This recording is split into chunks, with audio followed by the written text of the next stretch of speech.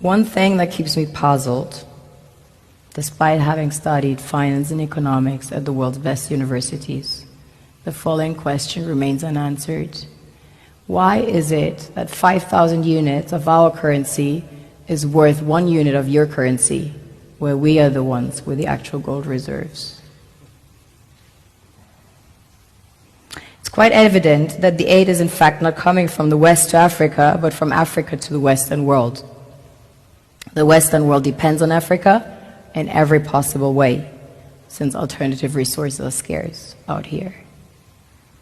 So how does the West ensure that the free aid keeps coming? By systematically destabilizing the wealthiest African nations and their systems, and all that backed by huge PR campaigns, leaving the entire world under the impression that Africa is poor and dying and merely surviving on the mercy of the West.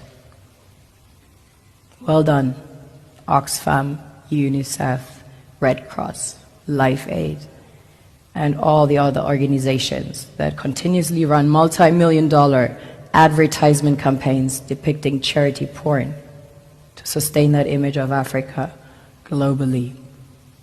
Ad campaigns paid for by innocent people under the impression to help with their donations. While one hand gives under the flashing lights of cameras, the other takes in the shadows. We all know the dollar is worthless, while the euro is merely charged with German intellect and technology, and maybe some Italian pasta. How can one expect donations from nations that have so little? It's super sweet of you to come with your colored paper in exchange for our gold and diamonds. But instead, you should come empty-handed, filled with integrity and honor. We want to share with you our wealth and invite you to share with us. The perception is that a healthy and thriving Africa would not disperse its resources as freely and cheaply, which is logical. Of course, it would instead sell its resources at world market prices, which in turn would destabilize and weaken Western economies, established on the post-colonial free meal system. Last year, the IMF reports that 6 out of 10 of the world's fastest growing economies are in Africa, measured by their GDP growth.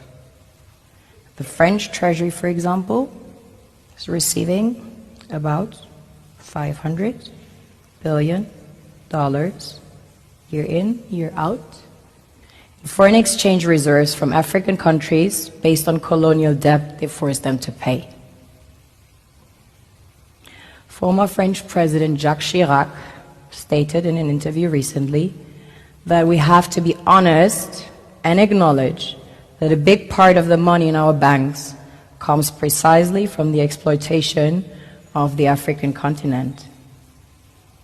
In 2008, he stated that without Africa, France will slide down in the rank of a third world power.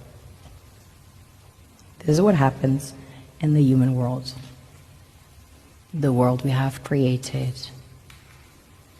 Have you ever wondered how things work in nature? One would assume that in evolution the fittest survives. However, in nature, any species that is overhunting, overexploiting the resources they depend on as nourishment, natural selection would sooner or later take the predator out, because it offsets the balance.